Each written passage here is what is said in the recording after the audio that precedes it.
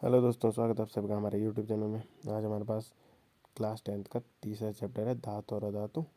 इसके हम इम्पोर्टेंट क्वेश्चनों को देखेंगे, जिसमें हमारा पहला क्वेश्चन है कि हीरा और ग्रेफाइट में कौन विद्युत का सुचालक है। तो इसका आंसर होगा सी, ग्रेफाइट।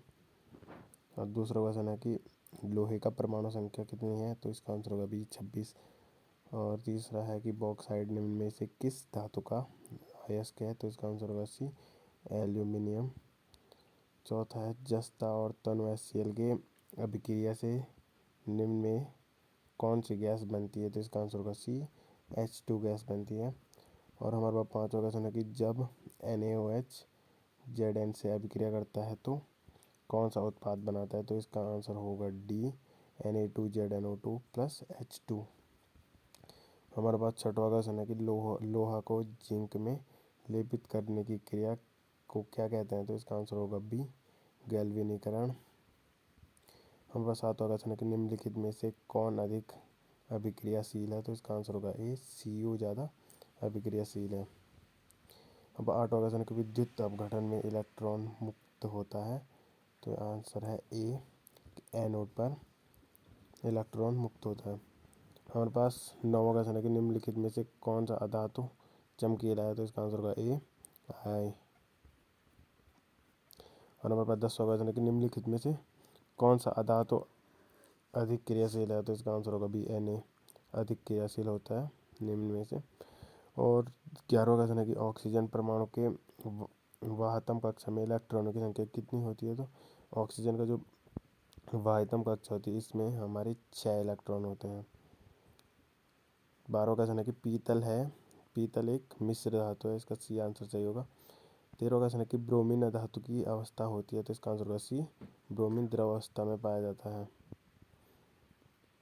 निम्नलिखित में से किसे चाकू से काटा जा सकता है। तो इसका आंसर होगा ए, लिथियम को चाकू से काटा जा सकता है। हमारा 15वां क्वेश्चन के निम्न में से कौन आयनिक यौगिक है। तो इसका आंसर होगा सी, CaCl2। हमारा 16वां क्वेश्चन है कि निम्नलिखित में से कौन उपधातु है।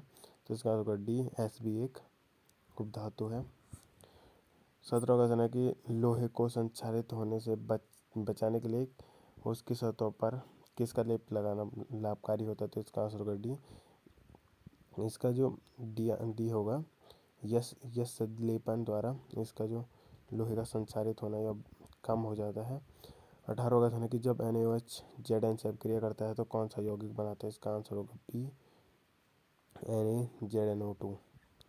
19वां क्वेश्चन है कि सोडियम क्लोराइड के जलीय विलयन से विद्युत धारा प्रवाहित करने पर वह वियोजित होकर सोडियम हाइड्रोक्साइड बनाता है। इस प्रक्रिया को कहते हैं। तो इसका आंसर होगा ए, क्लोरोक्षार अभिक्रिया कहते हैं इसे। हमारा 20वां क्वेश्चन है कि सक्रियता श्रेणी में सबसे ऊपर स्थित धातुओं का निष्कर्षण निम्न में किस अभिक्रिया द्वारा होता है। तो इसका आंसर होगा सी, धातु के गलित क्लोराइड के विद्युत अपघटन द्वारा सक्रिय श्रेणी में सबसे ऊपर स्थित धातु का निष्कर्ष होता है।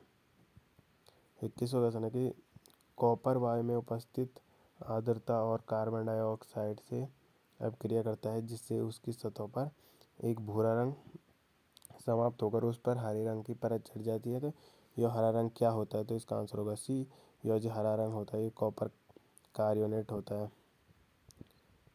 हमारा 22वां क्वेश्चन है कि जिंक ऑक्साइड के साथ कार्बन को गर्म करने पर जिंक प्राप्ति होती है। तो कार्बन क्या है। तो इसका आंसर होगा ए, कार्बन एक अपचायक है।